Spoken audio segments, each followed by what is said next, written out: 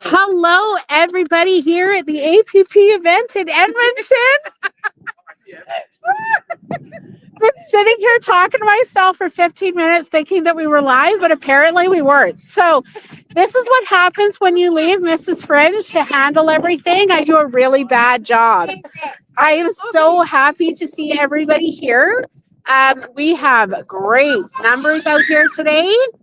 We've got them up on the bridge. We've got them everywhere. Wave, say hi. Love it. Hi. The little boy in the back. We've got all the Alberta flags going. It is awesome. So the APP is getting ready to go up. They're going to start here in about 30 minutes. Well, I guess 25. Just getting everything set up here on the stage. And Derek is with his people, getting everything organized. And we are all fighting the cold out here today. We've got Lori. I'm my only friend. Only friends.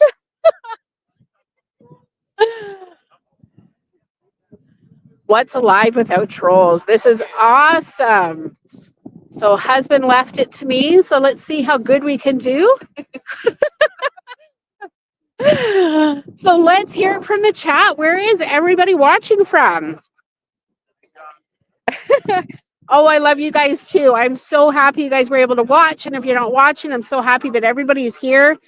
There is so many people. It is awesome. Don't forget to hit the like button. Yes, so hit that like button. I don't know how to turn the camera, so I'll show you me. I have no idea how to work my husband's phone. This is great. All my Skittles except for 2. Okay, well, if you take another... It's great. I get to go live and mother at the same time. This is awesome. Oh, we've got High Prairie, Sherwood Park. Mr. Fringe is with the APP. He's getting ready to do his speech up on the stage. So they're going to start that in about 25 minutes. We've got Louise from Durham, Ontario. Wow, the chat is going crazy here. St. Groomy, Oklahoma. Oh, I love it. Kevlar from Surrey, BC. There you go. Bogo from Butt World. That is awesome. Hey, we've got Cassie from Edmonton, but live in Calgary now. Gentlemen. There we go. Welcome back to the Fringe. How's everybody doing? Happy Independence Day. Welcome to the Edmonton legislature. Hold on to your nipples and nutbags. It's going to be a great show today. You guys are going to have a lot of fun. How many we got in the chat so far? We have 672. 672 already. We'll get those likes in, folks. Let's see if we can crank those numbers up. Let's see how many. Can you hold the phone up at all? Can we see how big the crowd is? Maybe give me the phone. Let's take it up on the stairs. Yeah. Let's get it up on the stairs. Let's let all Fringe. Let's let all Fringe show you where we're at here, folks. Let's show you the turnout so far. We got to watch the copyright music, so I'm going to be a little louder. Let's get on up here. Take a look at what's going on so far, folks. Look, 770 of you all sitting in here already. Take a look at the crowd. My flag's getting in the way. Take a look at this crowd, folks. There's a huge, huge turnout already. It's going to be insane today, folks. I am Alberta. It's going down. Look a like button. Did you hit it? Says that in the chat. I can't catch all the names, you guys. Get ready. It's going to be a hell of a rally. It's going to be wonderful. You guys are going to have a blast. I'm going to have to pass you back over to Mrs. Fringe because I will be speaking shortly. Hopefully we don't get struck by this copyright music. I got to be as loud as possible to make sure that doesn't happen. Just going to mute the audio for a little, folks, and just let you see a little bit of what's happening around here, so we don't get accidentally don't get hammered with the copyright music. Hold on, folks. Keep your eyes on the screen.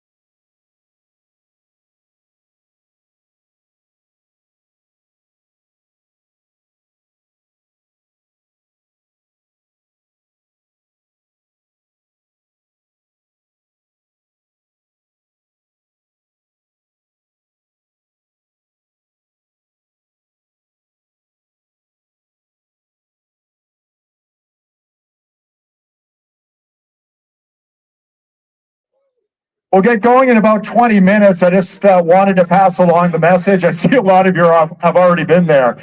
You can get merchandise at a tent if you just walk straight down there on the right-hand side. I got this really cool Alberta Republic hat.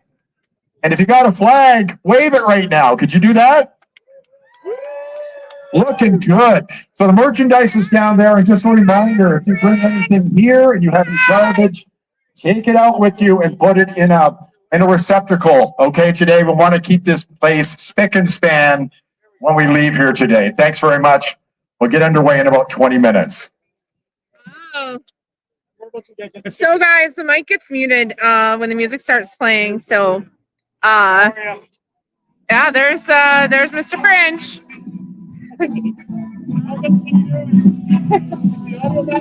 Yeah. Copyright struck on the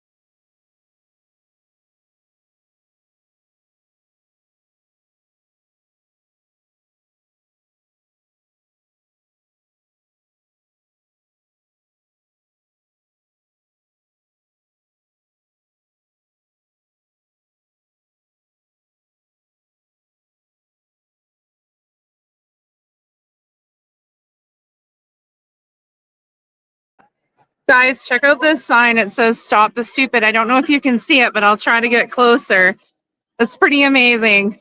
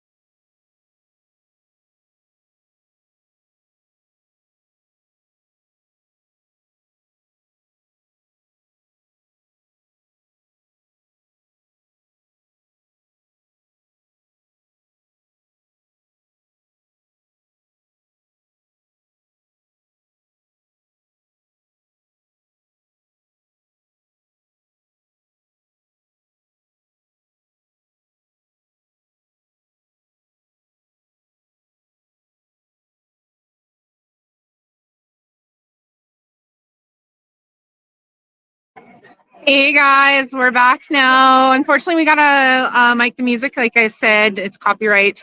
We obviously don't want to get the Mr. and beautiful Mrs. Fringe in trouble. So look at this, 1,071, 1,076. Awesome. How are the comments going? There's tons. I'm sorry, They wouldn't guys. let you fly a drone over the ledge. No, absolutely not. YouTube sound is off. Yeah, so Sorry, guys. It's copyright. are we still muted? No, yeah, so we got to turn the sound off when we've got the music going. Yeah, girls, good.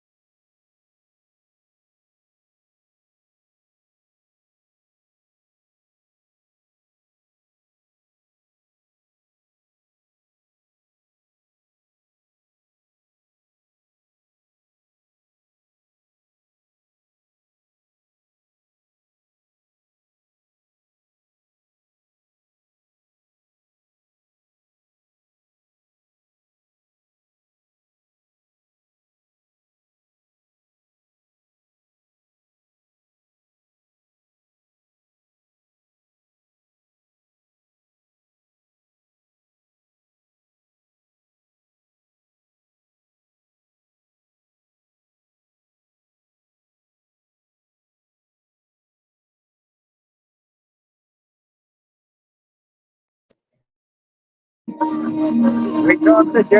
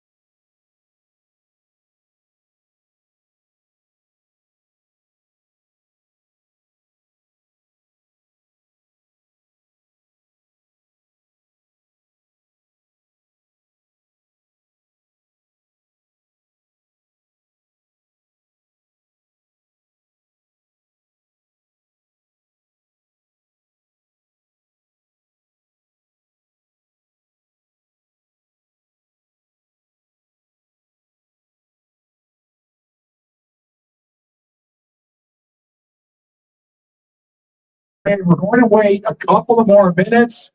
We got a bus coming in from Calgary. They're just stuck in traffic. They'll be here in a couple of minutes.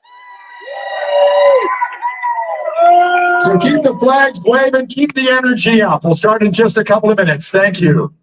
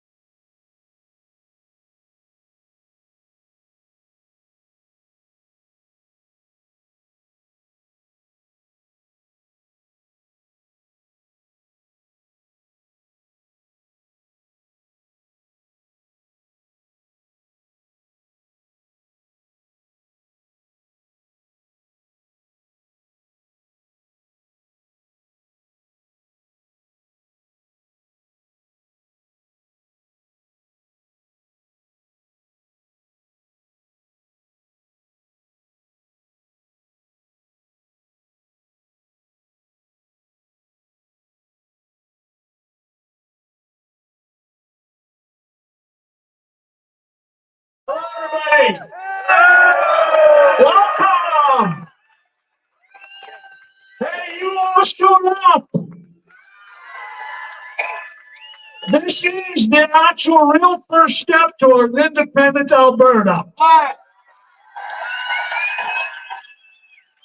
Now, I want to ask you something that I think is, I'm going to ask you to keep this peaceful, but I doubt that anybody has enough courage to talk to any of you in this group.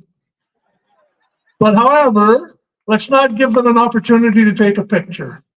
So with that, first of all, I'm going to thank each and every one of you from the bottom of my heart for coming here.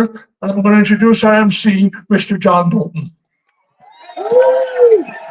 Thank you, Mitch.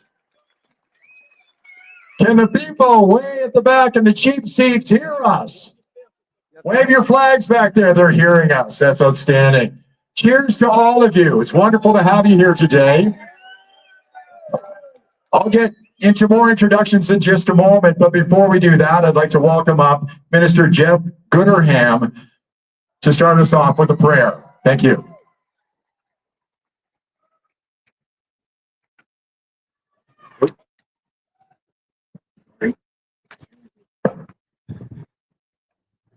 Could you join me in bowing our head before the Lord? O God, our God, how majestic is your name in all the earth. Blessed is everyone who fears the Lord and walks in his way. As we gather here this afternoon, we recognize that we are at a most critical moment in the history of this great province. Do we choose to pursue righteousness, justice, truth, and morality? Or do we choose to continue going down the path that leads ultimately to destruction? Today we recognize that unless the Lord builds this house, they labor in vain who build it. Unless the Lord guards this land, the watchmen stay awake in vain. And so we ask, O Lord, that you would intercede on our behalf, that you would build this house, and that you would guard this land, and that we would give to you all the glory. And so we ask, Lord, that you would begin a mighty move across this province, a move of repentance that leads to salvation, first from the evil of sin and death, then from the bondage of oppression and tyranny. For we recognize today how far as a country we have drifted from the truth of your word. And we have gathered together because we want to restore truth and we want to stand against evil. So forgive us, Lord, our trespasses, and forgive those who trespass against us. Lead us not into temptation, but deliver us from evil.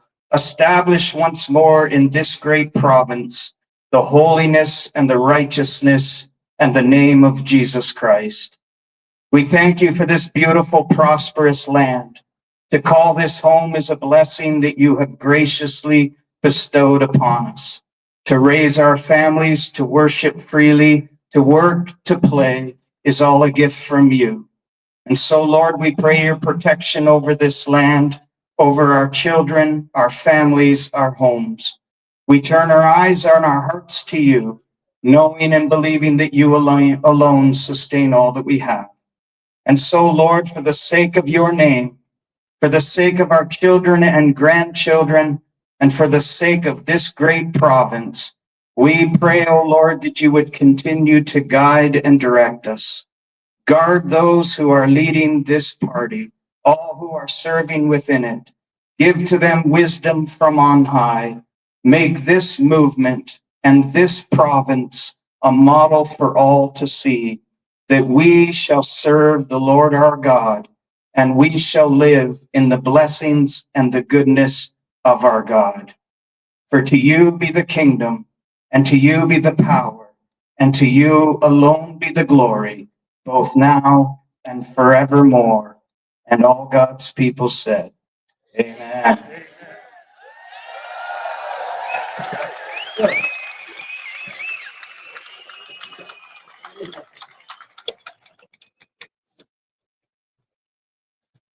Thank you, Jeff.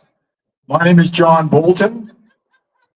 I have a YouTube channel, John Bolton AB. People call me John, but most people say, you're the guy with the big blue mug. I always have my big blue mug when I'm up at 2 o'clock in the morning. It's wonderful. Alberta, let me take a look at you. You're looking good. You're looking really good. This is amazing. I talk about politics on my channel, talk about the Liberals a little bit. I talk about the Liberals a lot, okay?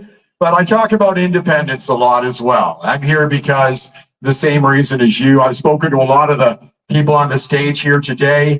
I'm honored to be standing here today. A guy from Ontario 15 years ago, standing here, part of the Alberta Independence movement, is just remarkable for me. It really is.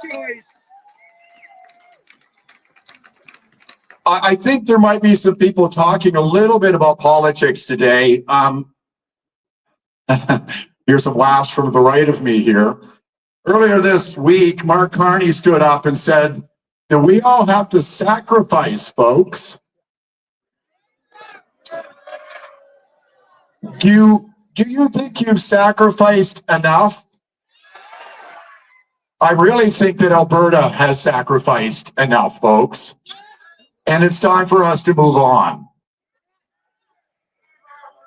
I want to take a moment right now to thank all the people for being here today. You, of course, and the people on the stage here. I was talking to Mitch Sylvester, the CEO of the Alberta Prosperity Project, earlier this week. He said he's put something like 65,000 kilometers on his car driving around this province over the last year, from town to town, talking to 100, 200, 300 people. Dr. Dennis Modri is here today. He's been traveling from town to town, and Jeff Ross been doing that. And Keith's been talking about this. And the people on the stage here have been working hard to pass along the message of independence. It's in their hands, but folks, this movement is in your hands as well. And I mean that figuratively, and I mean it literally, because all of you own one of these. And you can pass along our message of independence using one of these. So before you leave today, if you're on social media, record a message and encourage people to join our movement. And tag it with I am Alberta, okay? You've got power in your hands. Pass along the message. I've seen a lot of messages online, but do it before you leave today. I want to see, what, 20,000 messages by the time I leave Edmonton today. So what I want to do, we're going to get to our first speaker in just a moment. I want to welcome up somebody you guys probably know, Derek Smith, Unacceptable Fringe. And where's Benita Peterson? Come on over here, Benita. Okay, so what we're going to do here to start things off today, I want to cut the crowd right down the middle, right between where you see that Alberta flag, way back in the distance there. You're on Benita's side, you're on Derek's side. And this side is the side that yells, I am, and this side yells, Alberta. So when you see her raise her hand, Benita. That was pitiful. No. Let's start one more time. Come on, I am. You can do better. I think the I ams are better. Let's try it again.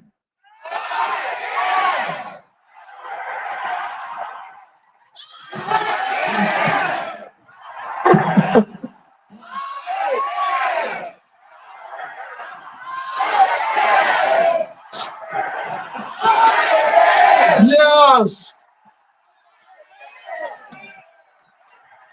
Okay, terrific. But you know what? I think the independence move needs to be united. I think we need to bring everybody together here. So why don't we do it all together and yell it as loud as possible? Because we want this. Get your cameras going, folks.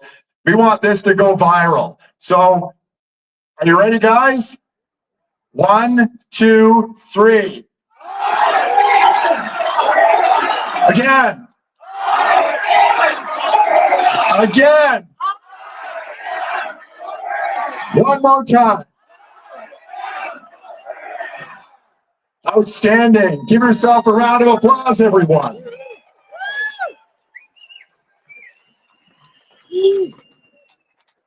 Okay, Carrie, we're going to play a clip in just a second, just to get you set up for that.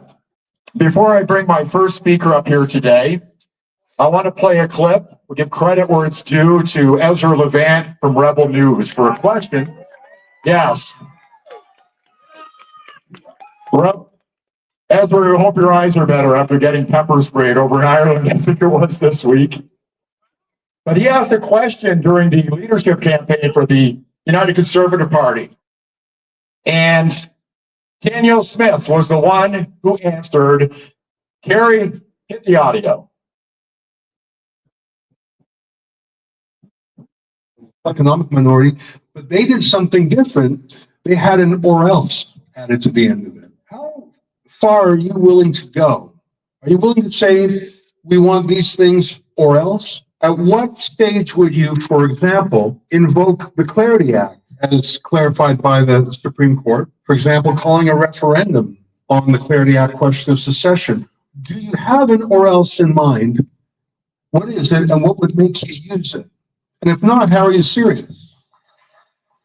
And I'll start off with Danielle Smith on that one. The or else is Dennis Modri and the Alberta Prosperity Project. It's true. We proclaimed into law on April the 7th the Citizen Initiative Act, which gives the people the power to collect signatures for a petition campaign to propose an amendment. If it's a simple matter of policy, it's a 10% threshold. If it's a constitutional change, it's a 20% threshold. That would mean 600,000 signatures. And as I understand it, Dr. Modri has 1 million people on his database. So part of when I decided I wanted to run, I knew how important it was to make sure that we address the issues of autonomy. And I talked to Dr. Modri as one of my first steps. I said, let's try this together.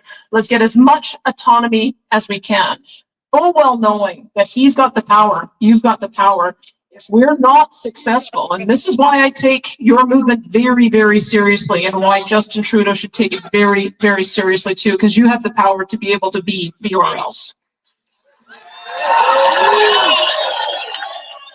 Our first speaker today is a cardiothoracic surgeon and critical care specialist who started and directed Western Canada's first heart and lung transplantation program. During his 32 years of practice, he also served on the finance committee of successive provincial Conservative governments since the Getty era. He is a founding member and chair of the Alberta Prosperity Society Class Project. Dr. Dennis Modri.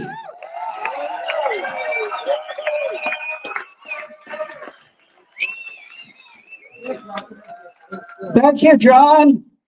Wow, what a fantastic crowd. There are thousands of our fellow Albertans here today. Thank you for being at the largest ever rally for Alberta sovereignty in Alberta's history.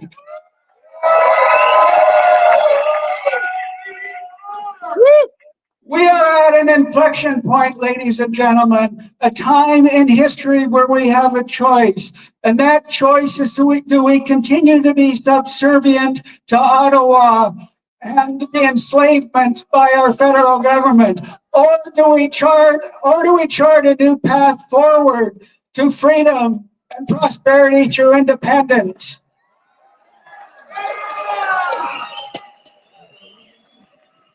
We know that we've been in a colonial relationship with our federal government for the last 120 years, wherein we've been subjugated, dominated, exploited, and our self-determination inhibited.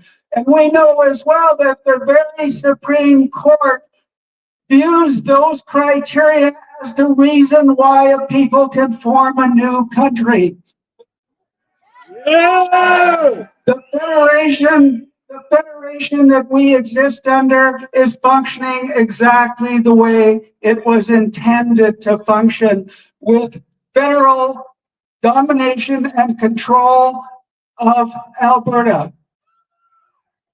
But the good news, ladies and gentlemen, is that we have the leverage, we have the power, we have the ability to empower our provincial government to be able to, for the first time in history, negotiate a new sovereign Alberta from a position of strength. And that position of strength comes from a successful referendum on Alberta sovereignty.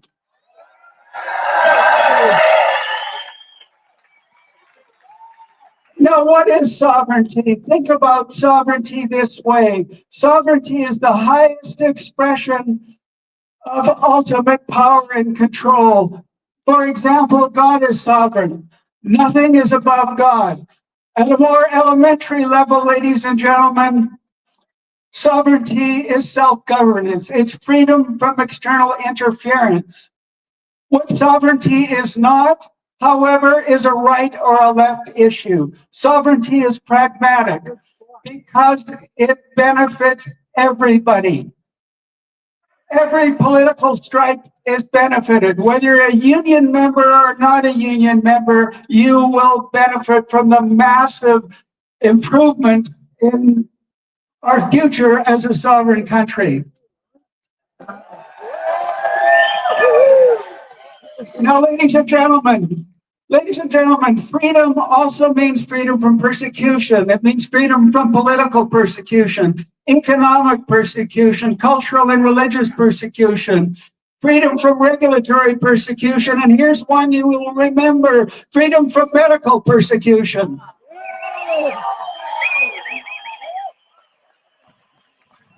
And you know, ladies and gentlemen, sovereignty is noble, and the pursuit of sovereignty is noble. It is noble to pursue self-determination. It is noble to pursue your goals and aspirations. It is noble to pursue freedom and prosperity. And you know what's really noble is when we all come together and seek sovereignty.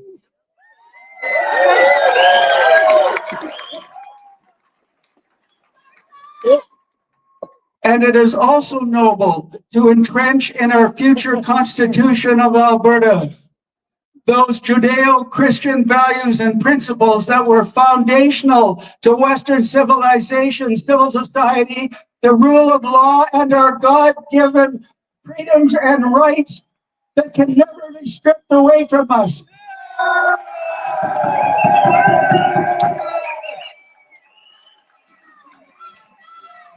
Let's look at sovereignty from the individual perspective. Think of each one of you as a sovereign person, all right? And then all of a sudden, there's a regulation. Then there's a tax, and then there's more regulations, and then there's more taxes. And pretty soon you need a permit to leave your house. Pretty soon you no longer have the ability to purchase the goods and services that you need for yourself, your family, to plan for your retirement. And we're just about there right now.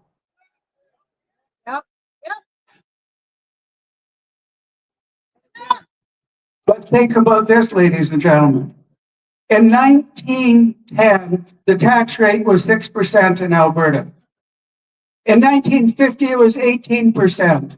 In 2010, it was 36%. Today, it's 43%. Can you imagine what it would be like if we were completely out from under all federal regulation and taxation? Can you just imagine?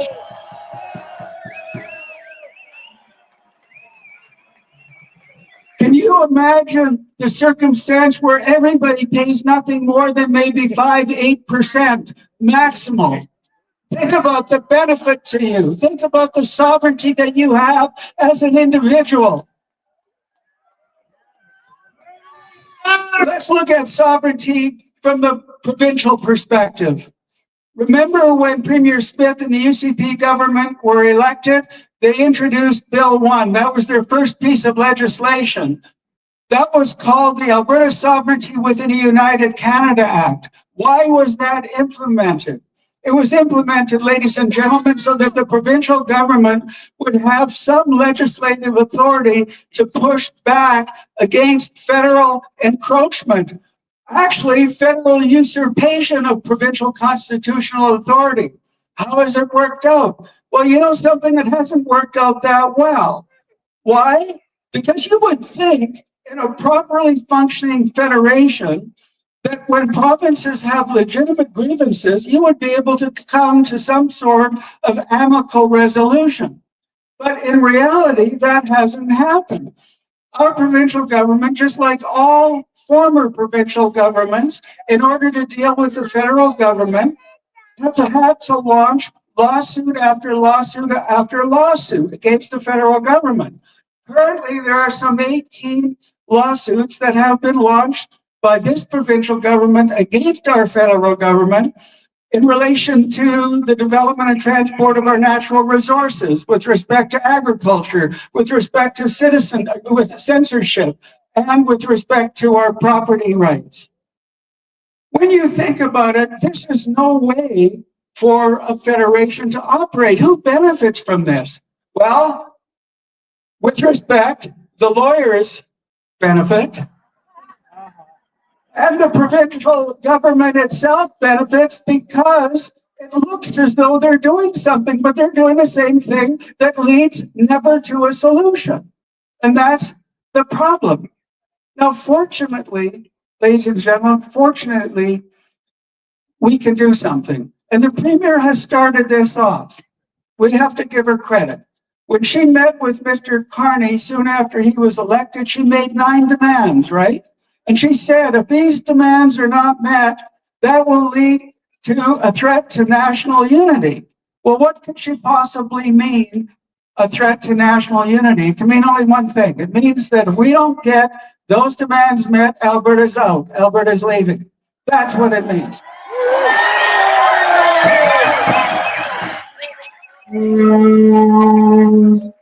And we've seen, ladies and gentlemen, through the Alberta Next panel, 8 constitutional requests that she'd like to see.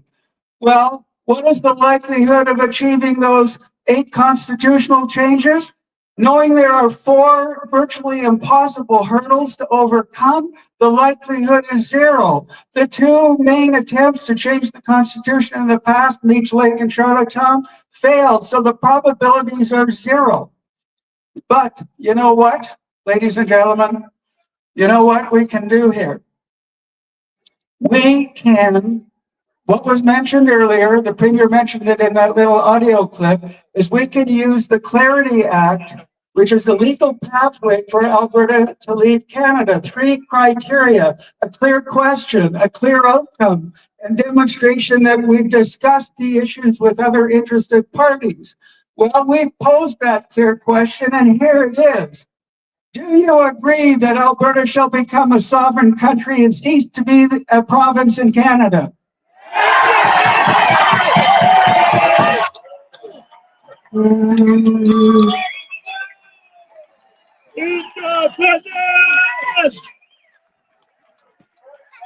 And you know what?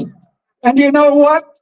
The Premier and the Minister of Justice, Mr. Mickey Amory, have come out publicly and said, we want that question to go forward. Okay? Now, here's the thing. In order for that question to go forward, we either need to win in court, which we may well do, or the Premier and Mr. Amory can have their actions, or their words rather, followed by action. And here's the action that they could do. If they really believe in what they said, that they support and want this question to go forward, what they need to do is they need to legislate the removal of the criteria of section 1 to 35.1 in the Citizens Initiative Act and in the Referendum Act. They need to remove it legislatively and let an honest referendum take place in the spring of 2026, which is exactly what she said she wanted to do. Let's see if that happens.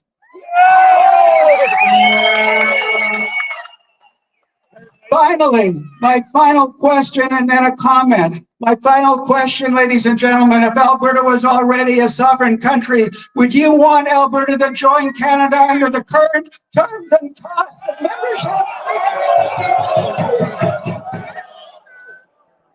Of course you wouldn't. And since We would not join Confederation under the current terms and cost of membership, ladies and gentlemen. Our provincial government has an ethical, a moral, and an economic responsibility to fix this dysfunctional problem and get us to sovereignty. Thank you very much for your attention.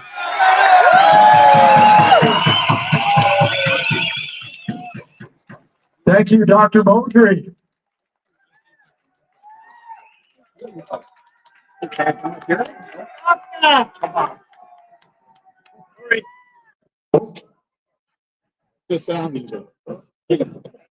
Thank you, Derek.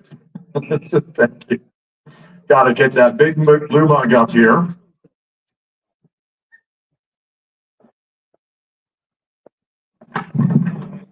Just let me get my paper straightened out. Wave those flags. They look beautiful out there.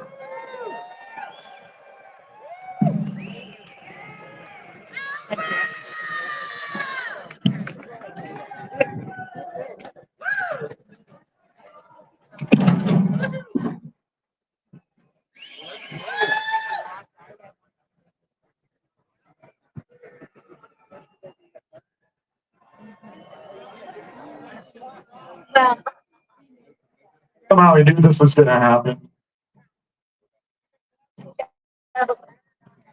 There we go. Our next speaker is Tanya Clemens, an Alberta farmer, mother, and educator. Thanks, Keith. Grassroots voice for sovereignty, inspiring audiences with a vision of faith, family, and freedom, with insight to show how sovereignty means prosperity for families and communities. Tanya, thank you.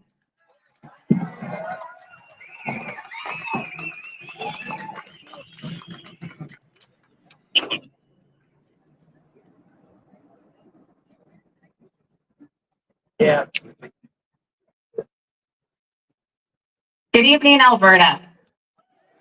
I stand before you tonight not as a politician, not as an economist, but as a farmer, a teacher, and a mom, and someone who loves this land with all I've got.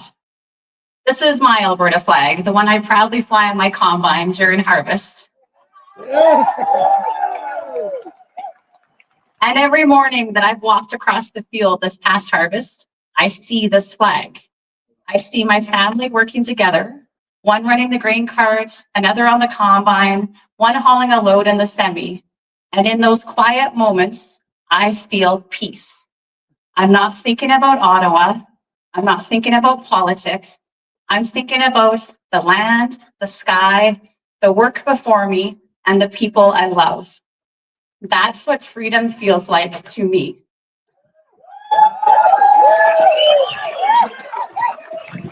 In my little corner of Alberta, where my work and my way of life are respected and honored, where my faith, family, and freedom are cherished.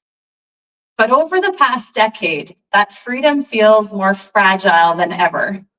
Every year, Ottawa reaches a little further into our homes, our schools, our farms, our lives, our bank accounts.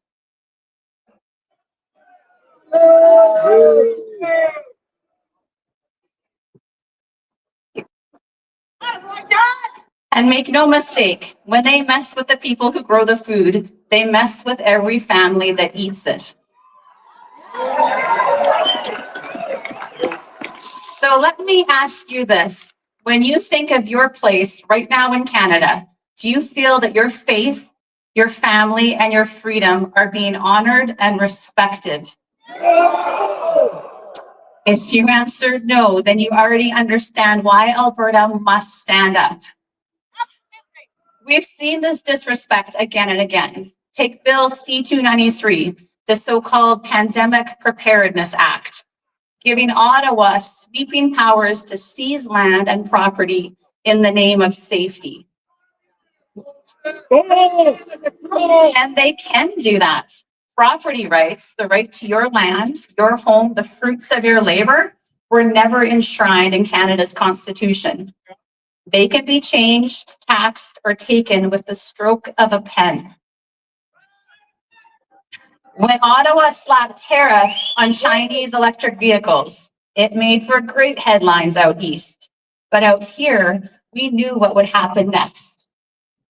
China retaliated with a 78% tariff on Canadian canola. Our gold crop, our prairie pride, and also an industry that's bigger than Canada's automobile, aluminum, and steel sectors combined. And Ottawa knew it. They knew it would hit the West the hardest, and they did it anyways. Our story, Alberta's story, is one of hard work, heartbreak, and hope. It's the story of a people who have kept showing up year after year, no matter how many times Ottawa said no. So I'd like to just walk you through a brief history of our attempts to try to carve out a better place within Confederation and through the lens of a farmer. To understand where we're going, we need to understand why. We were brought into Confederation in 1905. We had the oil, the grain, the grit, but not the freedom. When we joined, we weren't given control of our own resources. Ottawa kept that. After all, we were brought in to fuel the East. More control over Western farming showed up with the Canadian Wheat Board. By 1943, it wasn't a choice anymore, it was a monopoly forced solely on the West, and we had only one buyer, Ottawa. Imagine a farmer in the 1940s, after a season of struggle and toil. Their bins are full and a fair price is waiting just across the border, but they're not able to market their own grain. Then a bigger boom even came 1980 when Pierre Trudeau's energy minister, Marc Lalonde, rolled out the National Energy Program. He actually admitted at that time that the plan was to stop Alberta from becoming the economic powerhouse of this country. Think about that. He saw Ottawa saw Alberta rising, and they decided to cut us down. Overnight, our energy sector collapsed. That was the decade that Alberta learned what Ottawa's version of unity truly meant. We feed, we fuel, we pay, and they decide. It's gonna get happier. In the 1990s, a handful of courageous farmers standing up to Ottawa's tyranny said enough. They hauled their own grain south of the border to sell for a fair price. And Ottawa answered with shackles, handcuffs, and jail time for selling their very own grain. In 2001, our leaders wrote the firewall letter. Remember that? They asked for control over pensions, policing, taxation. Does that sound familiar? Because 24 years later, we're still asking for the exact same things. In 2012, farmers finally won back their marketing freedom. The Wheat Board's monopoly was broken, but then Ottawa sold the Wheat Board itself to foreign interests. We built it and they sold it. Do you see now? We grow it, they tax it. We earn it, they take it. We build it, and they sell it. In 2019, we again asked for fairness through the Fair Deal panel. Ottawa shrugged and did nothing. In the 2021 referendum, 62% of Albertans voted to end equalization, and Ottawa just laughed. Because they know the truth. Alberta can't possibly open the Constitution to challenge equalization. To challenge that single clause, that one sentence that drains billions from Alberta every year, we'd have to clear 4 nearly impossible hurdles. The first one is that 7 out of 10 provinces representing 50% of the population have to agree. The second one is we'd have to have a majority vote in the House of Commons. The third is we would have a majority vote in the Senate. And if we magically somehow passed those 3 hurdles, the fourth one is a real killer because Quebec holds a veto. And they never even signed the 1982 Constitution. That's unconstitutional. So let's be clear. It's not that we haven't tried. Albertans have tried for 120 years. And Ottawa's answer has always been the same. No. Albertans, it's time we face the truth. Ottawa's system cannot be fixed from within. Every path to fairness is blocked by design.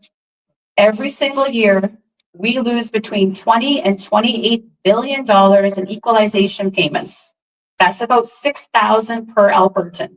Or for an average family of 4, that's $24,000 your family gives away to Ottawa for no services in return. No more government. That's money that you earned and money you'll never see again. But after all these things, they have not yet broken our spirit.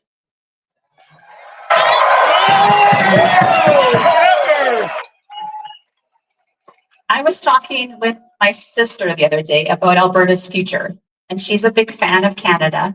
She loves the whole idea of being part of Team Canada, and honestly, I get that. Even my sovereigntist heart understands the pull. But we both agreed on one thing. Alberta is not getting a fair deal in Canada right now. And here's the truth. If we actually want real change, the kind that means opening up the Constitution, that's nearly impossible for Albertans to do on our own. But if we vote yes in a sovereignty referendum, that changes everything.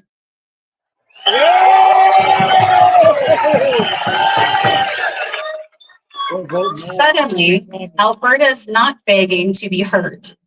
We'd be negotiating from a position of strength for the first time in our history. And when that happens, when we vote yes to sovereignty, Ottawa will listen. And here's the real beauty of it. Regardless of where you sit on sovereignty, when we vote in a favor of a sovereign Alberta, we get to decide our own fate. That's the power shift. Canada won't want to lose the economic powerhouse that is Alberta. They'll come to the table, and quick. And maybe we'll like the proposal that they bring for Alberta's new place within Confederation.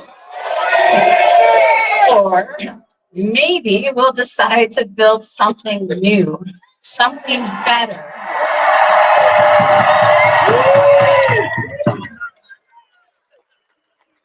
Maybe we'll build something that actually reflects Alberta's values and goals, because that's what this is about, choice and voice. So whether you're all in on independence or you just wish for a better deal within Confederation, that's what this sovereignty vote is about. It isn't about dividing, it's about uniting. Although just a few weeks ago, powers that benefit from a handcuffed Alberta sent out Jason Kenney to attack this movement as selfish and divisive. And his quote is, "It's bananas if we allow a tiny, perennial, angry minority to drag the whole province through a deeply divisive debate, a referendum that would divide families, divide communities, divide friends for no useful purpose." But wanting this referendum for Alberta is not divisive, it is unifying. The pursuit of prosperity for Albertans is unifying. The pursuit of self-determination, the freedom to live the life that you want, is unifying. This is about respecting and honoring the faith, family, and freedoms of Albertans and everything that this flag stands for.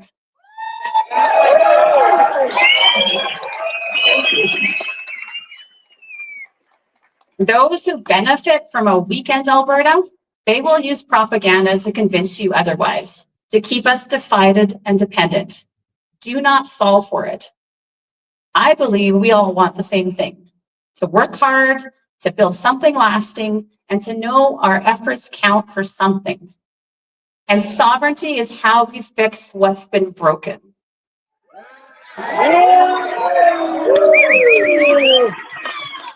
Imagine an Alberta where the wealth we generate stays here. where income tax is eliminated, where our Constitution protects property rights, freedom and family, Keep our gun. and where a direct democracy returns the power truly back to the people. That's not a dream. That's Alberta sovereignty. That's the harvest of freedom we've been planting for over 120 years. And I know the thought of forming a new nation is intimidating. It's scary. I feel that. We've never done this before. But here's the truth. Much of the world is looking to Alberta to succeed, to be the light of freedom and prosperity that our world needs.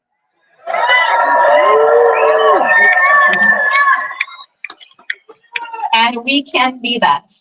There is a path out of this, and my heart is filled with so much hope. You see, courage doesn't mean we're not afraid. It means if we go ahead and we plant that seed anyways. And one day when our children and grandchildren look back at this time, I want them to be able to say, they were the ones who planted the seed, who tilled the soil, and who had the courage to harvest freedom.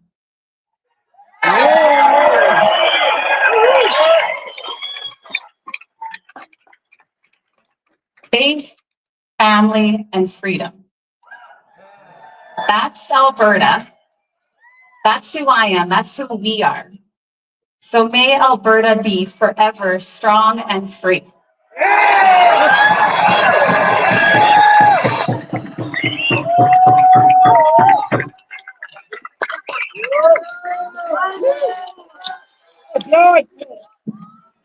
Thank you very much, Tanya. Thank you so much. That was fantastic.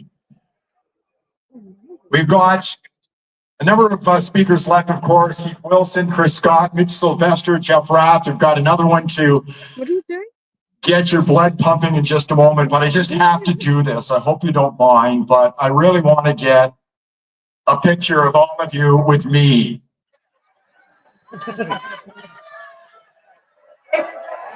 Everybody smile.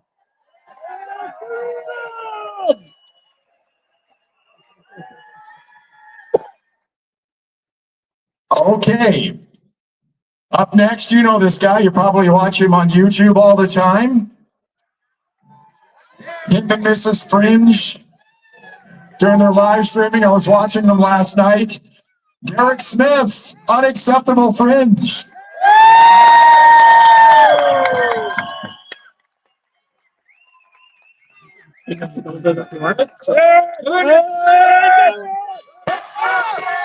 Hey, Alberta! Who's ready for independence? You can do better than that. Who's ready for independence?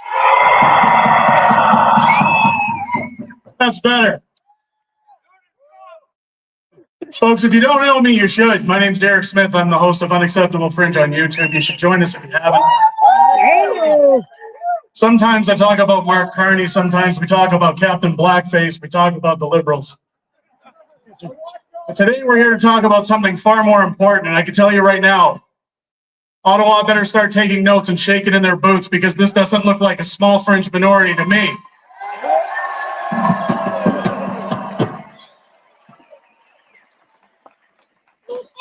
I moved to this province as a teen. I grew up in Winnipeg, Manitoba, and my father put me and my family in a moving van. And when I asked him why we were moving out to Alberta, he said, this is a province of opportunity. A place where if you're willing to get your hands dirty and work, you can work your way up a ladder and you can be successful.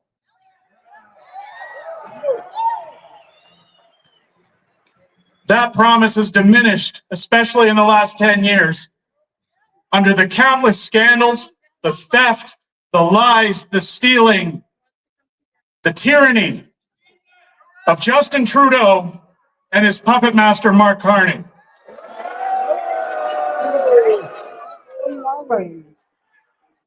There's a silver lining, folks. Dr. Modri, Jeff Rath, Mitch Sylvester have tirelessly toured this province to ensure that Albertans are educated, that they're ready to fight, that they're ready to vote their way to a prosperous Alberta.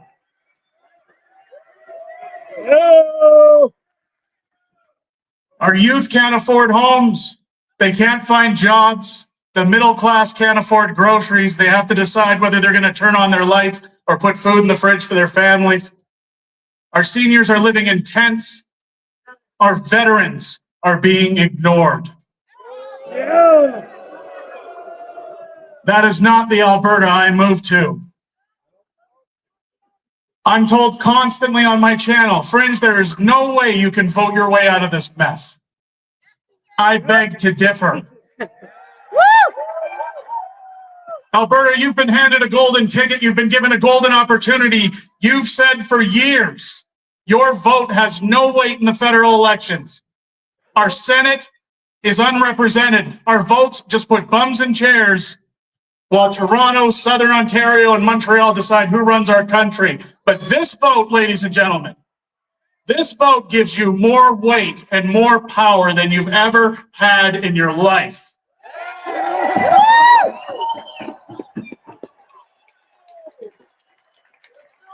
If you are a true Albertan, you owe it to your children, your grandchildren, your future great-grandchildren to vote for prosperity, to ensure that there is a land left here for them, that they can afford homes, they can have families, they can build memories, and they can be prosperous and free.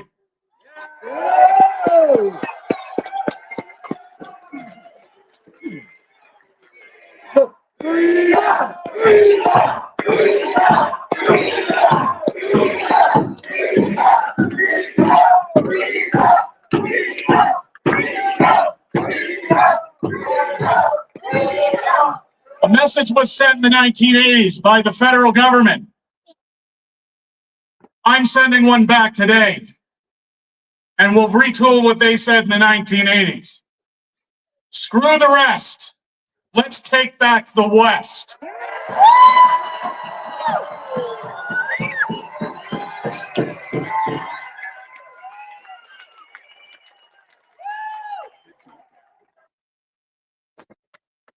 We have the numbers. We have the ability, folks, to ensure our sovereignty. We have the ability to get away from taxation, from scandals. We have the ability to get away from provinces that say our oil and gas is filthy and unacceptable. We have the ability to open up partnerships with the rest of the world while our government ignores us and says that they don't need to do work with Alberta and they don't need to bring investment in. And I don't know about you folks, but I am sick and tired of giving 50% of what I earn to a bunch of crooks in Ottawa to jet set around the world and to tell me that what I do for a living is dirty and unacceptable. As I look at this sea of flags and this sea of blue and all of these Alberta patriots standing before me today, I can tell you one thing, ladies and gentlemen. We are Alberta. We will be free. We will be prosperous. We will not go quietly into the night, ladies and gentlemen. Today is the start of us getting our independence.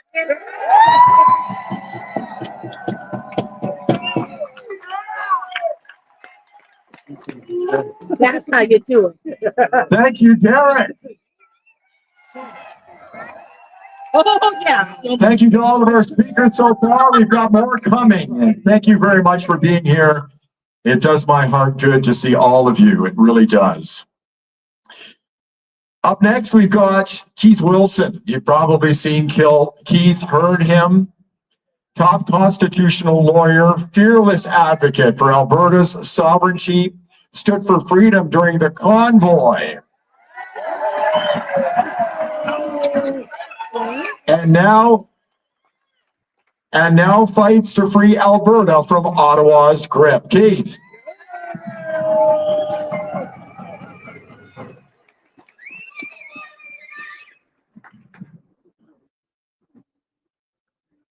Ladies and gentlemen, my fellow Albertans, proud sons and daughters of this great land that we call home, thank you for coming here today. Look around you. Look at all these flags. Look at your neighbors. Look at the resolve in everyone's face. We all understand the gravity of the moment that's before us, the seriousness of the path ahead, the darkness if we don't make the right choices. What you see here around you today is the rise of Alberta.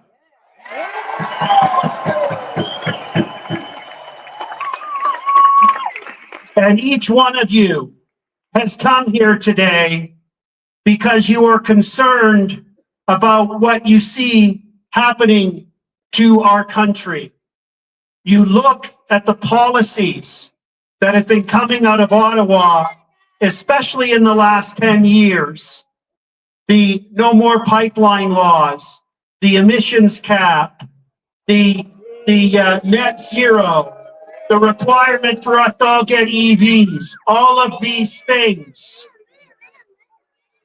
Not only are they ill-considered policies, not only are they policies with bad effect, what's truly remarkable is they are policies designed to intentionally hold us back, to intentionally keep the third largest reserve of oil and gas in the world in the ground. But it's worse than that, and we know this. You're here today because you look at the forced wealth distribution that arises from equalization. Our hard work goes to fund pet project virtue signaling adventures set by Ottawa.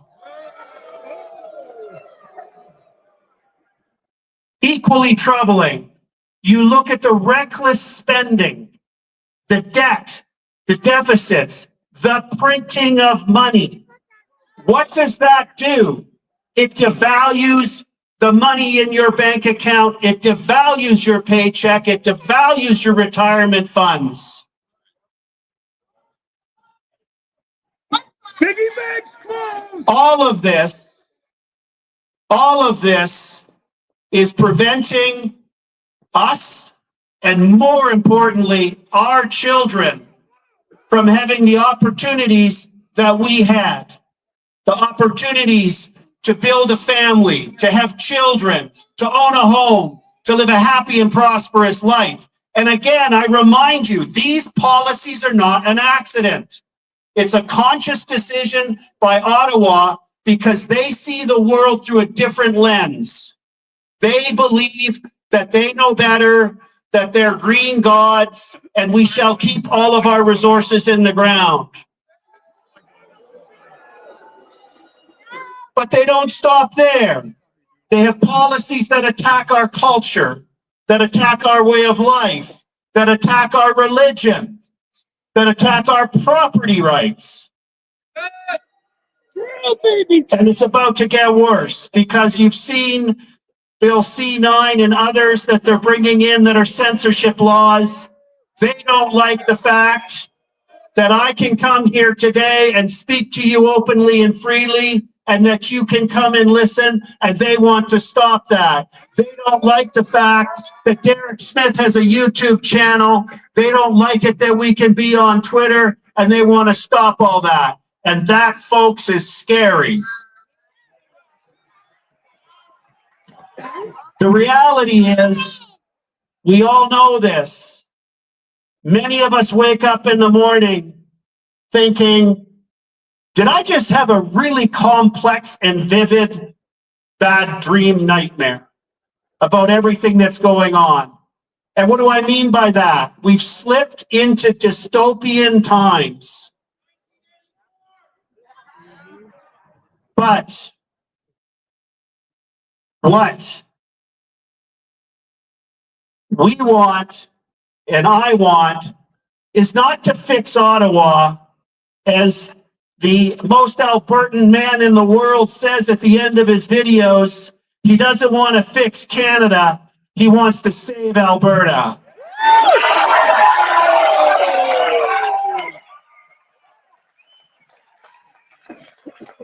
But you're also here today. You're also here today, each and every one of you, because you love Alberta, because you know our Western heritage and its values, our culture of freedom, our ethic for hard work, our preference of working hard rather than a handout, our mentality if we get knocked down, we dust ourselves off, we get back up and we get it done.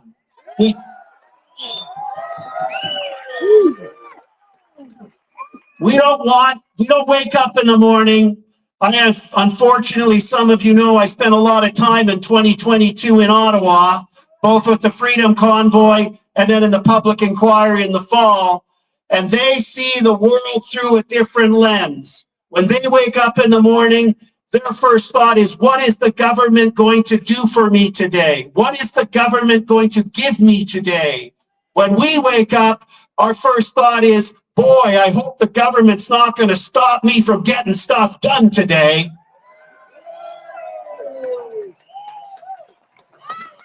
We have an incredibly beautiful province. The diversity of our landscape, the diversity of our economy, the diversity of our people. We know the value of our worth.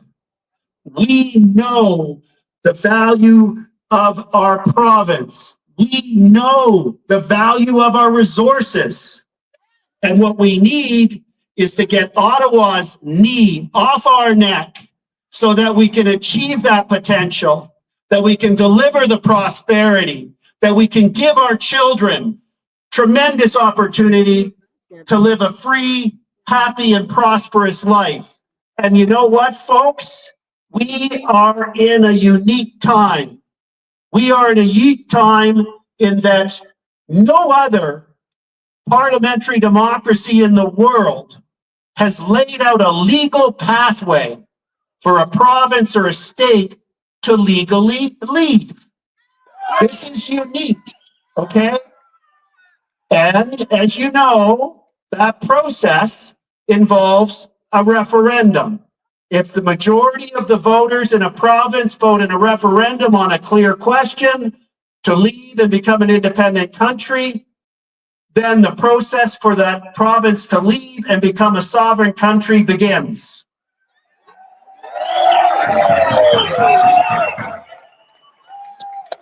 So before us is the opportunity to fight for our kids, to work towards getting the votes we're going to need in this referendum. To me, that is the most critical thing. Now, I know many of you are concerned about this court case that's going on, or maybe Fabio Lukasic's nothing burger petition. Don't worry about it. Even if he gets his numbers, nothing happens. As the judge said in the Court of King's Bench matter, it's a nothing burger.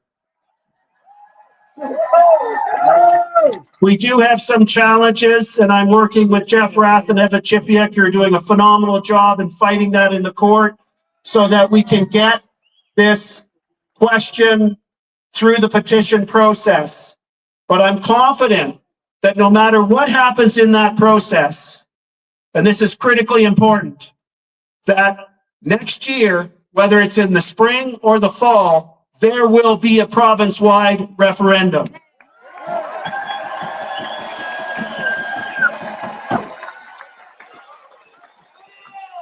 But we cannot, for the sake of our children, underestimate the magnitude of that challenge.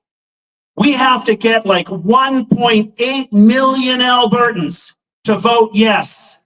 That means every single one of you is now charged with a mission. And that mission is to talk to your friends, talk to your colleagues at work, the guys on your shift, the people in your baseball team or your hockey league, everybody that you encounter, to have the awkward discussions, to get them to understand the opportunity that's before us, the opportunity that how they will benefit, how their family will benefit, how their community will benefit, how their kids will benefit by voting yes. That is the imperative that we all have. We can do it. You must do it. Are we going to fight for our kids?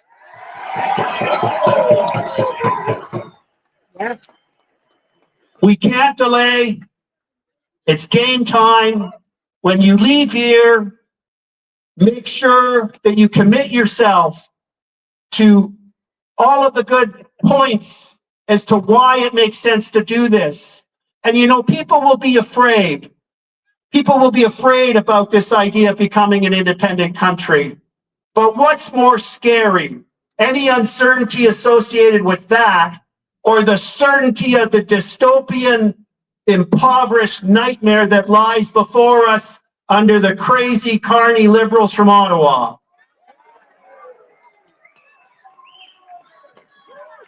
We can't delay. We can't slow down. This is our moment.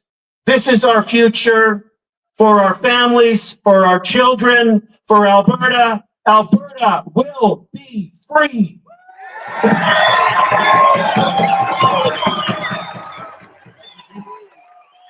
Thank you, Keith.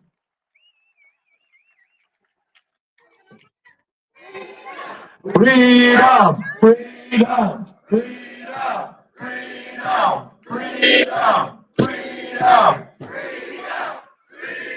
Awesome. Our next speaker, Chris Scott.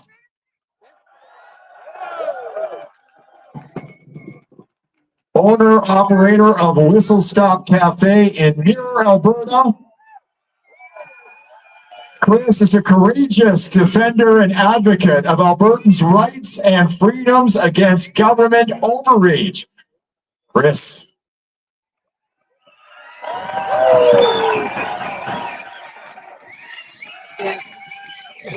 Well, thank you very much for that warm welcome, and thank you for making your way to Edmonton, Alberta, to the steps of our legislature to make your voices heard as Alberta.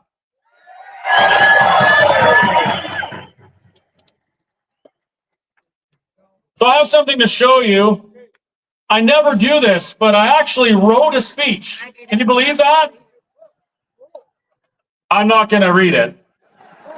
Thank you. So The reason I wrote a speech today is because it occurred to me very recently that number one, there was going to be probably tens of thousands of people here, and that's freaking terrifying for me.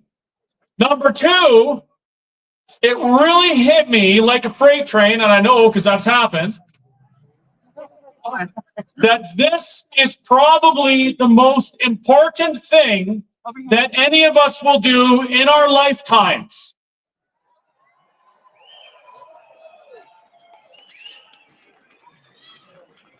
You know, we've been upset with taxes and equalization and not being heard and all those things for so long.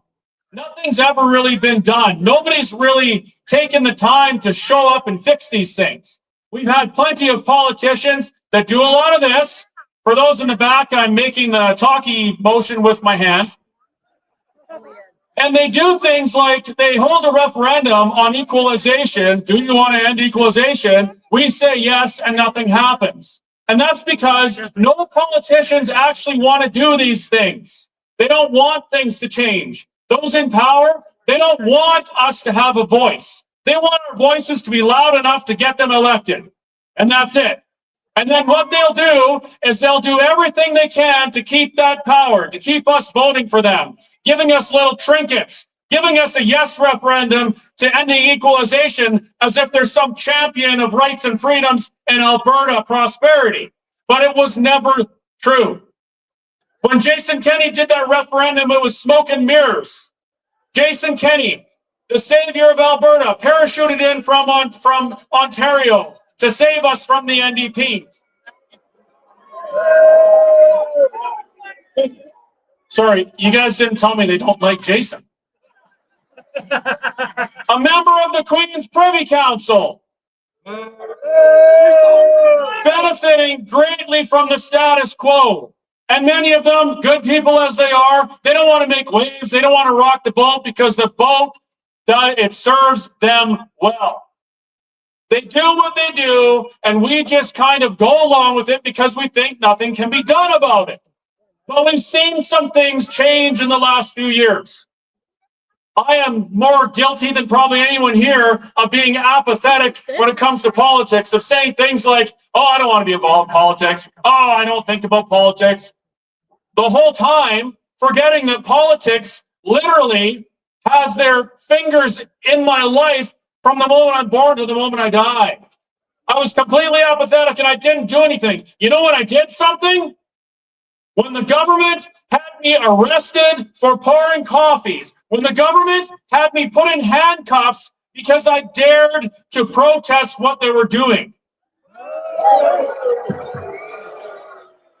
It was at that moment that I realized everything I thought about my life and who I am in this country and what the country means to me and what the Constitution, the Charter, all these things, everything that I believed was wrong. And now we're at a time where a lot of us, we've felt these things, we see these things, we've watched things happen to our friends and our neighbors in the last 5 years that we never believed could happen. We never believed that we would see pastors getting dragged down the highway, being arrested for holding church services in Canada. We never in our wildest dreams imagined that we would be arrested for the crime of protesting or for the crime of serving people food.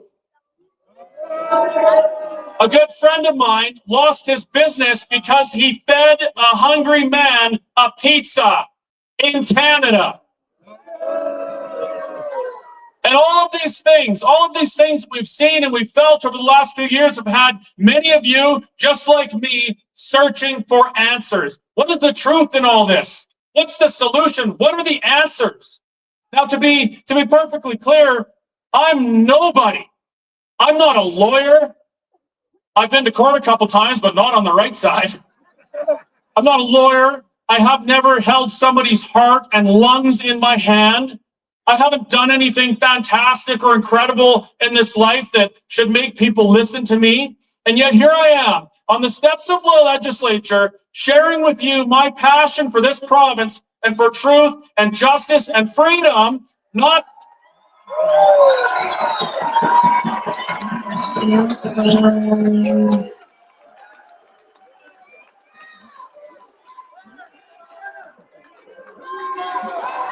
They're going to do the freedom thing again. Yeah. Freedom! Oh, shoot. I can't put my hand up like that. That's going to be a me. I don't do this because I have to. No, I don't do this because I want to. I do it because it's necessary.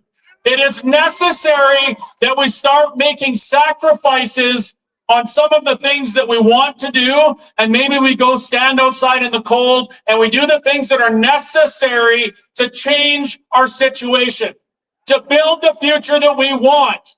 It's going to take sacrifices from all of us. A good friend of mine, he once told me, you know what, Chris? You complain about the things the government are doing. They're going to keep doing that all the time. They're not going to stop. They do it because they can, because it benefits them, and because we let them. But you know what changes that? You know how we solve that? You bring enough people. If you bring enough people, it ends. If you bring enough people, you can change the world. And now,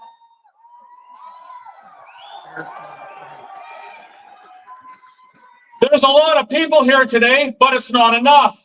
We need more people, which means that each and every one of you, you need to ask yourself, are you willing to make the sacrifices necessary, specifically with your time, to make this happen? Are you willing to actually go and have the difficult conversations with those who may scoff at you so that you can make these changes? Are you willing to give up your Friday night or your Saturday night, like most of these people have been doing for the last 3-4 years, to make this happen? And if If you're willing to answer yes, which I'm sure most of you are, then you need to walk the walk.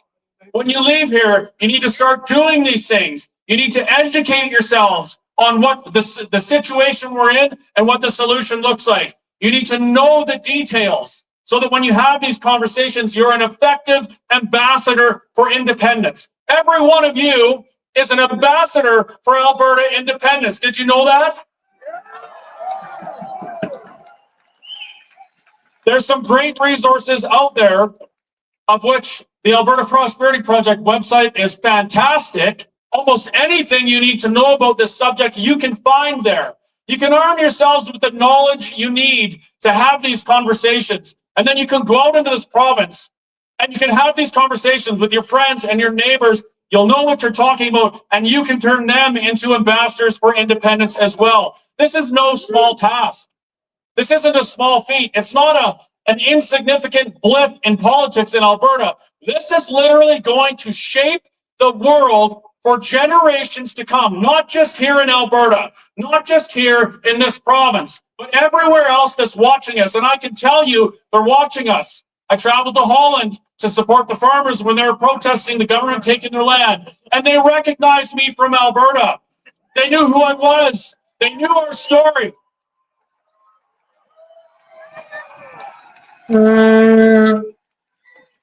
They knew our story, and they believe in what we're doing, because this is not just an Alberta specific thing.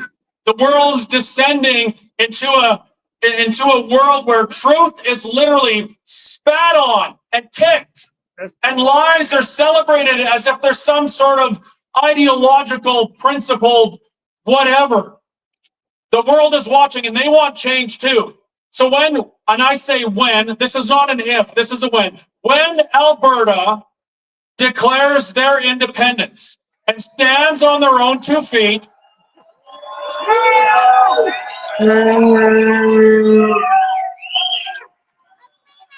when Alberta stands on her own 2 feet and shows the rest of the world what it looks like to pursue truth, justice, and freedom, others will join. Do you think British Columbia is happy with what's going on there right now?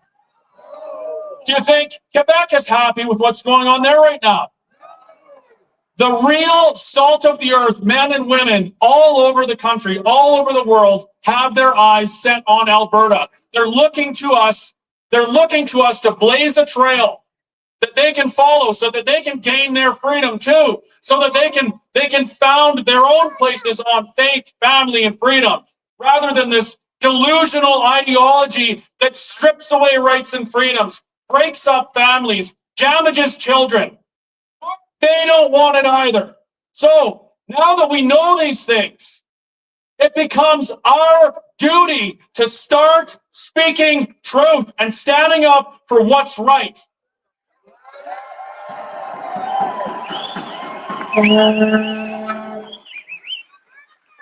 I appreciate that everyone's cheering for that now, but I will tell you that it is not easy. It's not easy to speak truth.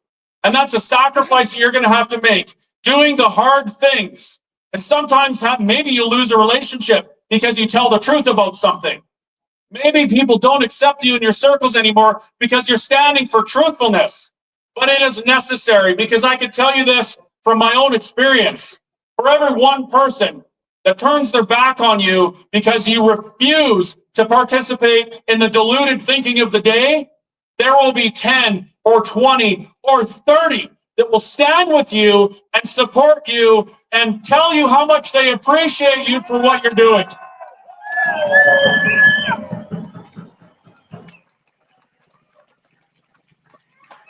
You've heard how unique our situation is here in Alberta. You've heard how wonderful and prosperous and beautiful this country of Alberta is. Will be. Do you want that? Sorry, did they answer? Did anybody hear anything? I didn't hear anything. Do you want that? Are you going to do the work? Good, because in the coming weeks, I are going to be calling on you to start doing these things. We're going to ask you to start walking the walk. We need to hit the streets and get out there and bring this message to people, because for as many people there are here, there's 4.5 million people in this province, and every one of them needs to hear the message. So when you're called, when you're asked to step up and volunteer your time to go and do these things, are you going to do it? Yeah. Then I can tell you with confidence that we will bring enough people in this province, and we will win.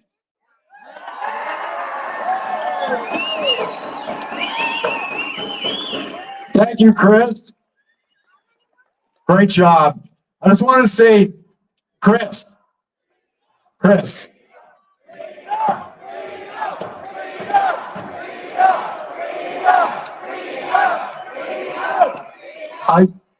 I just wanted to say to Chris, you're not a nobody, sir. You're an inspiration. So thank you so much.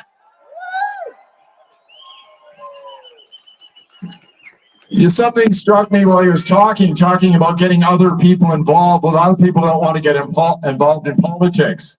And there's a saying, people who say they're too smart to get in politics get ruled over by people who are too dumb. Up next, got to keep things moving along here. Northern Alberta Sporting Goods Store business owner, Mitch Sylvester.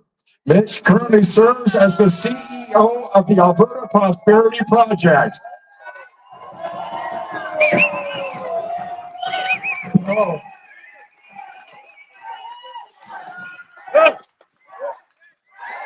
Well, thank you very much. You know, this event started 2 weeks ago, 2.5 weeks ago, when I was speaking with the Premier. And I kind of made it known that I wasn't very happy with the attention that the UCP is giving to us. So I thought, let's call a rally on October 25th so they can actually see that we exist. And here we are. And it started over a conversation about guns, and actually about the amnesty ending at the end of October this year. And they had been telling us for 2 years that they were going to help us and take care of that, so Albertans wouldn't get into any trouble based on the end of the amnesty. And the amnesty was supposed to end October 31st. And the Premier has said to us that she was going to take good care of us by not allowing the RCMP to enforce the new gun laws, or the gun laws that are coming from Ottawa. So I said to her, that won't work. And we've been trying to get you to take care of us for 2 years. Last year at the AGM, they gave us a new Bill of Rights, which was supposed to include the right to bear arms. However, they put in our new Bill of Rights the right to bear arms in accordance to the law. So what did that do? Nothing. Made it worse. So I explained to her, I said, okay, so let's take a look at this scenario, November 1, the day after October 31st, when the amnesty ends. Anybody that has a restricted firearm, or one that's on that prohibit list, will become a criminal that day. Their passport will be removed because they're criminal. Because they have a prohibited gun, they will lose their PAL, their gun license. Then the RCMP will be compelled to go to your house and grab all of your guns, including your restricted ones. So we had proposed to them a new Alberta gun license, and they went all around the province saying that they were going to do that, but they backed out of it about a week before we had this meeting. So we said, well, we had better get people together so that they understand the problem, because I really believe that Albertans will not give up their guns. Yeah. So I'm going to share something with you. I went to the Prairie Rising conference last week. Actually, you know what? I went to the Prairie Rising conference last week in Regina, and there was a gentleman there by the name of Jim St. Clair. And Jim St. Clair was a veteran. And he spoke to the people. And he said at the conference, and he said, you know, what currency are we prepared to pay to keep our freedom? Because he had just explained that he had a picture of himself on the Jumbotron, and it showed him and his paraphernalia on top of a roof of a school somewhere in the Middle East, where the Taliban had gone in and killed all the girls in an all-girls school. And they had cut all the girls up and put them in the sewer in the basement. And they went in there and they killed these people that killed these girls. And his next question was to the room, what currency do you want to pay for your freedom? We have paid in blood. Yep. What I'm asking you as a people and my group is, if I call you to come to the next event, will you pay in time? I mean, no hockey, no excuses. I want 10 days a year from you. If you give me 10 days and everybody in the Alberta Prosperity Project that has signed the intent to vote for us gives us 10 days, we can win this whole thing in a very quick amount of time. So this today, thank you very much to all of you. It's been a very huge success, and I'm very proud to have helped organize this. And I'm very proud of all of our people here with APP that did all the work to organize this as well. So thank you very much.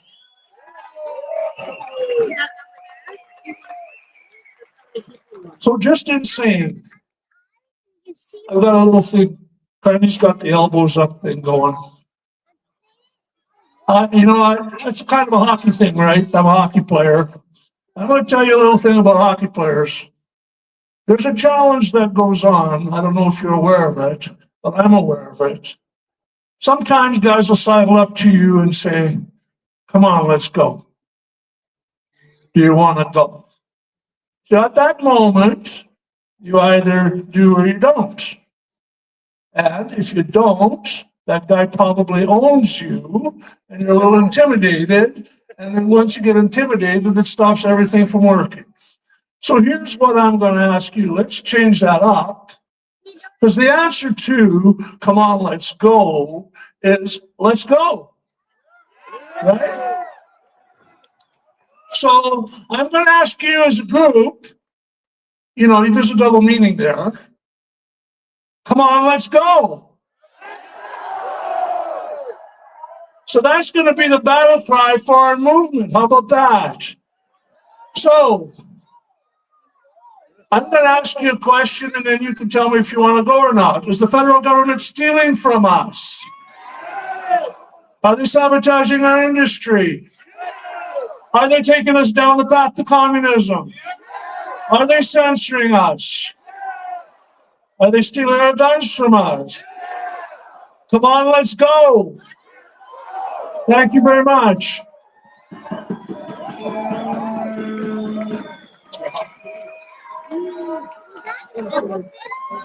No, he's got a blower. Blow horn. Okay, our final speaker today. Jeff Rath is a constitutional lawyer.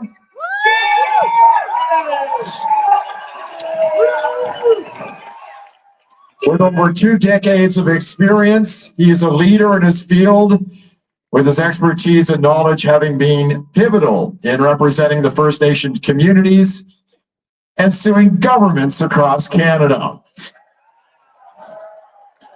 He is the general counsel on the Alberta Prosperity Project board and is a leader and supporter of Alberta Independence. Jeff. Hello, Alberta! I want to tell every one of you that's here today, I have never been so proud to be an Albertan. I look out across that sea of blue flags, and I see that today, going forward, should be known October 25th as Alberta Independence Day.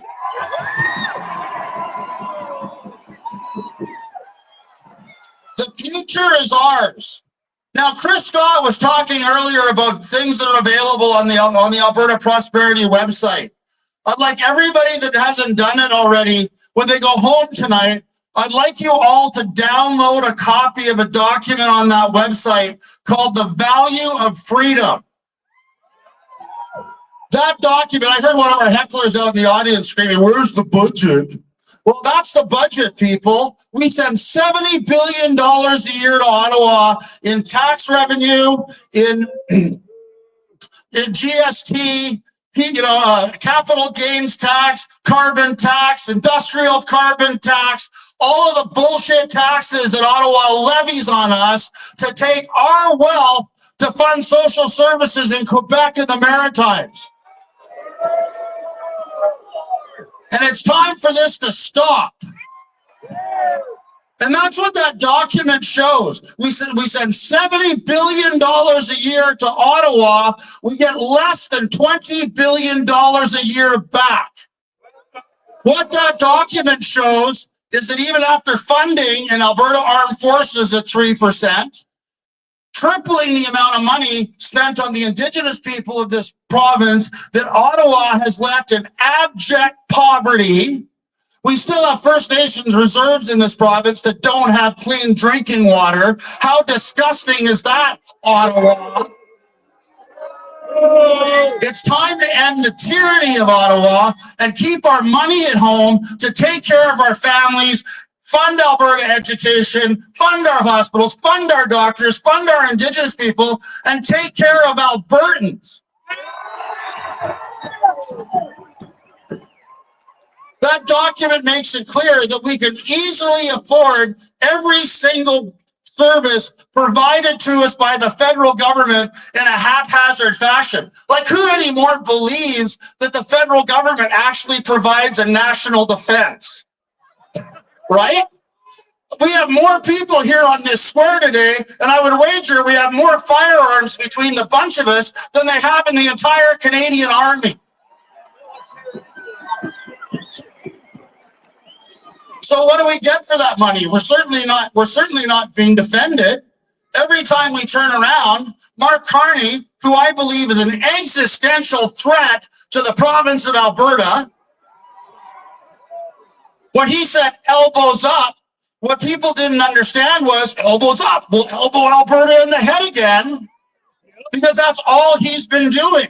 They haven't announced an end to any of the legislation that Danielle Smith said was a deal breaker.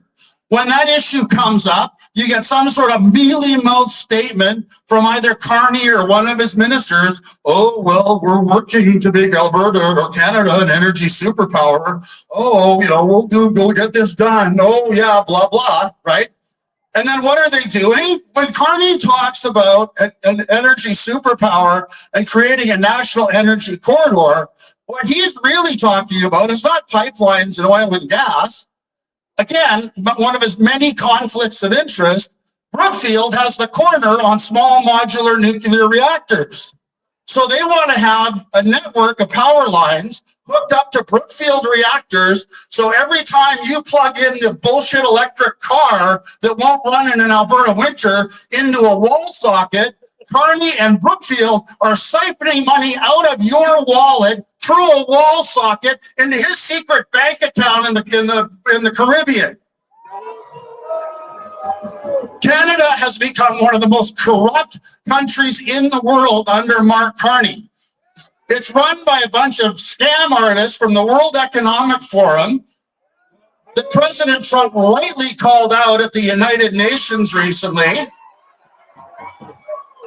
calling out the green energy scam that unfortunately our premier has been paying lip service to. With all this nonsense, net zero garbage, we're going to decarbonize Alberta oil. Oh, we'll have a pipeline, but we've got to build a giant carbon sucking machine called Pathways Alliance so we can suck CO2 out of the air that our farmers, our forests, our wildlife all need to thrive. They're going to take the CO2 away from our environment and our farmers so that Carney might deign to give us a pipeline. Enough. Enough. We are governed by complete morons. Does anybody remember the start of the phony trade war? When we had Doug Ford turning red in the face, jumping up and down, and saying that, oh, we'll teach the Americans a lesson. We're going to cut off their Alberta oil. Does anybody remember that? Right? And then somebody whispers in his ear, hey, Doug, don't you know that all your Ontario oil comes through the States from Alberta? Oh. I mean, we are being governed by morons. You know, the gibbering Gibault, you know, the former climate change minister, who's now the minister in charge of shutting down the internet and censoring all of us, right? Didn't even know that there wasn't a cross-Canada pipeline, even though that idiot had been fighting pipelines for years as an eco-terrorist with Greenpeace. This is who we are being governed by in Canada. And there is only one solution, and that is to get Alberta the hell out of Canada and become an independent country.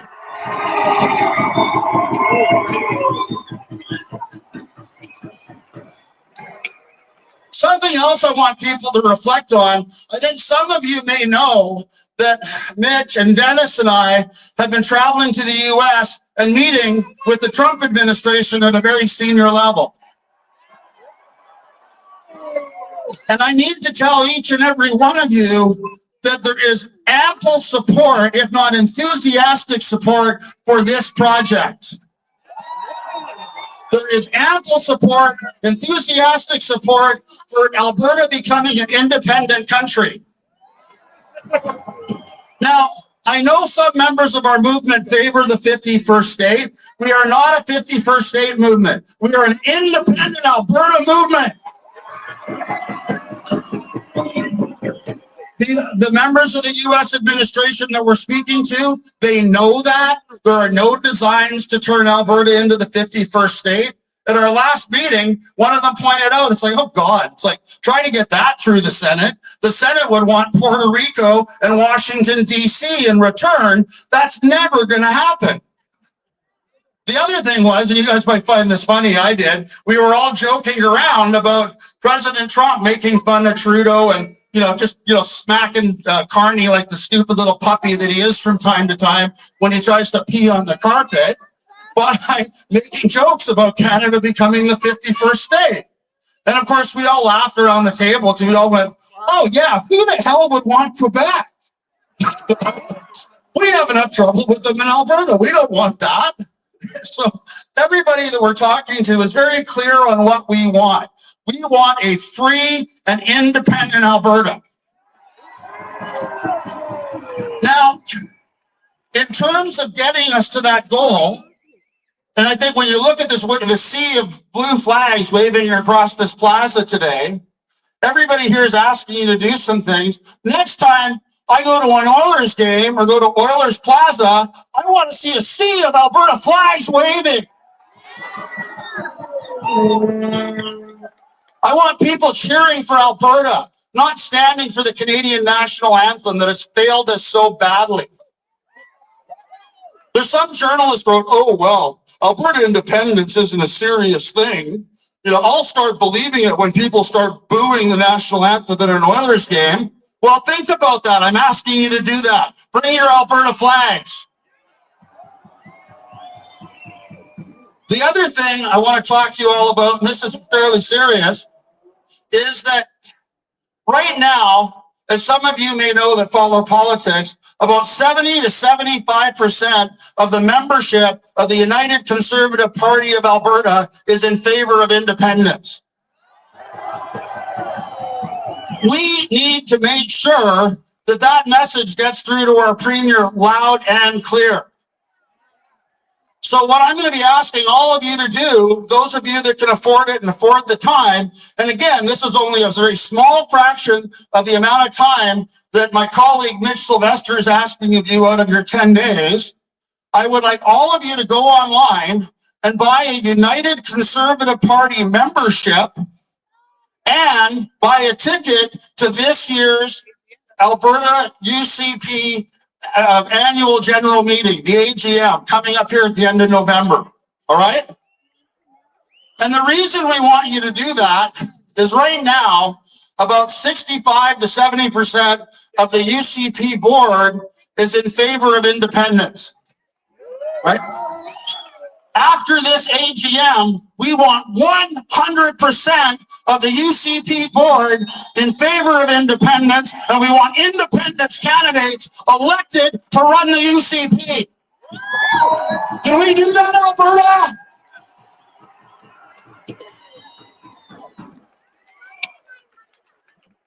I want to thank all of you for coming out today. Again, I can't tell you how proud I am today to be an Albertan, to see all of you here standing for independence, standing up for your families, standing up for the future of your children and your grandchildren and a prosperous future for this province. Thank you all so much for coming out. God bless all of you. God bless.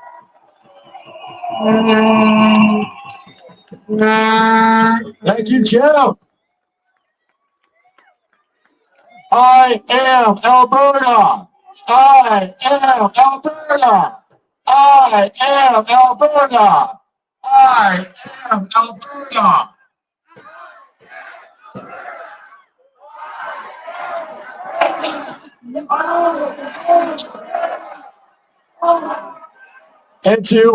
And to echo what Mitch said, let's go. Let's go. Let's go. Let's go. Let's go.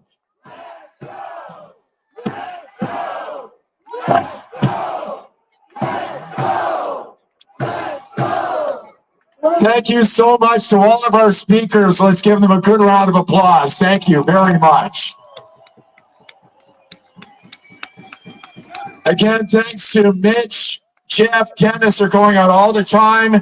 If you haven't been to one of their events around the province, go out and see one. They're on the Alberta Prosperity Project website. Go there and pledge to vote for independence. Make sure you do that.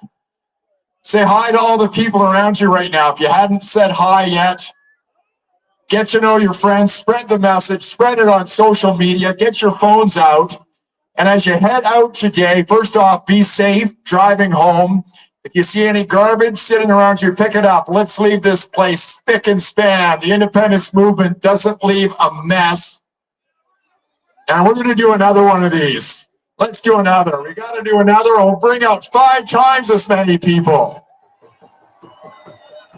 It's been an honor to be here today. Be safe. And I can hardly wait to vote for independence. Thank you.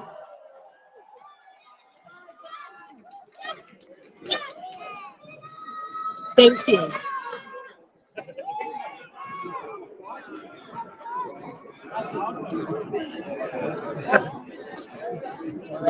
I was just told that there is free fruit for children in the gray tent over there if you want to get some fruit heading out. I'm going to take you for food. Yeah, I'm going to take you for real food. Fruit. Definitely helped, eh? Thank you You're welcome. so much. You're welcome. I thought I'd be strong into it, but So when you said go the first time, I'm like, I can circle back. yeah, just wait. She thinks she's tough now, but yeah. Just to let you know that I'd like to thank Max for being here today from Freedom Calendar, right here. More than 2,300 people were watching online today as well, so they're spreading the message. Check out his channel on YouTube. Spread the video around so everybody can watch it as well. Thank you. Thank you, everyone, for coming out. That was amazing. Thanks for everything. the steps. Everybody get out, okay? We gotta go down here.